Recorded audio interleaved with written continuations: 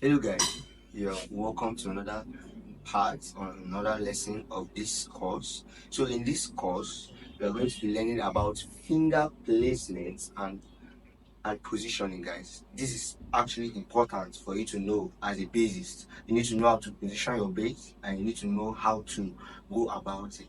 So after knowing the parts of the bass, the thing that you need to know next is how to position your bass. And it's very, very important for you to know it as a beginner because this is what is going to be aiding you.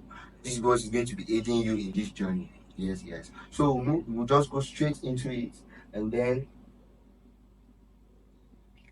in this ebook, is knowing proper left hand position for bass guitar will make your fret chords and fingering swing simpler because the left hand will be more comfortable. By keeping it loose and relaxed, you will be able to fret these strings and the least amount of effort. The proper position also enables you to play a great speed and with great accuracy. You want your left hand to cover one fret per finger without causing any undue stress in your hand. This spacing will set up your hand to execute almost any musical figure without shifting.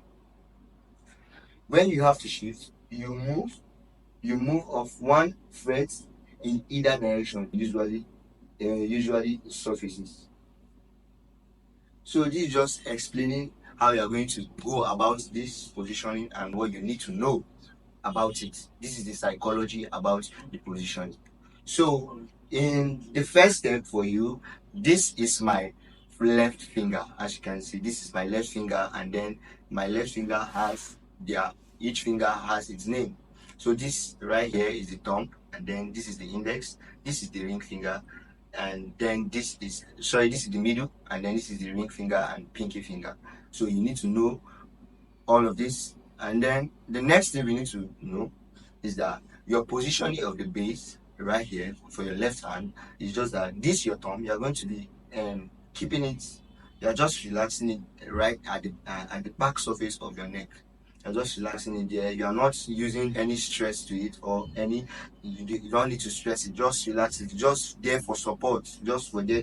It's just there for support. And then this, as you can see the way I'm positioning my fingers. Each finger has its own frets. Each finger has its own fret. That's how it should be. One finger doesn't is not entitled to two fingers. One fret is not entitled to two frets. Also, each finger is entitled to each finger. So that's how you are going to be position. You are going to position it. So I want you to do this right now with your bass. Just open your fingers to each of the frets right there, and then we'll move to the next. So this is just how it should be. This is the position of the bass. This right there is for support, and then each finger is having its own frets. Each finger is having its own frets. So that's how you position your left finger. So you just move around with that. So I actually skip this in the first part. This your strings has each strings has its own name, and the numbering is actually descending. You are starting. You are calling out the names. You are starting from the down to the up, from the bottom to the top. So now you are let's say this the thicker strings is E strings.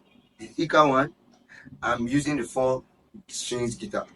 So this thicker one is the E strings, guys. E strings, and then the one that follows after is A strings. Then the one that follows after D. Then the last one is G.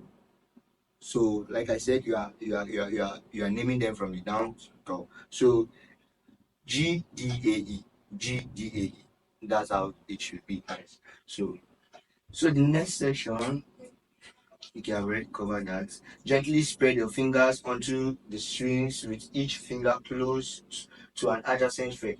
Each finger should be on each individual fret. I've already said that. So, and make sure you keep the tip of your finger close to the fretboard. The tip of your finger close to the fretboard. It should be close. Even when you are playing it, even when you have already played it, the tip should be close. You don't need to make it go further to the strings. It should be close. for easy access. And your thumb are used for resting or for support, like I earlier said. Your thumbs are for support, not to. You don't need to stress it. It's just for support. Do not stiff your fingers while playing. Make sure they are free and flexible. Your fingers, you don't need to stiff it.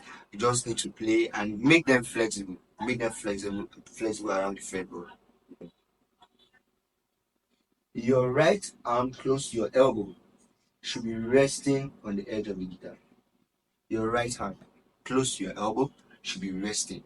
This right here, that's this place close to your elbow, so that's this part, should be resting on the body.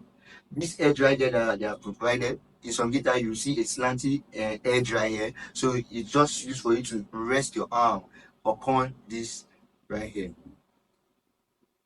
So we are actually done with the left finger, so I'm in the right finger now. So that's why I said we are resting it right here. The guitar neck should be in equilibrium. So now, this is what it means. Whenever I hold this guitar like this, you see that it will be going downwards and it will be dingling. So that's not how it's supposed to be.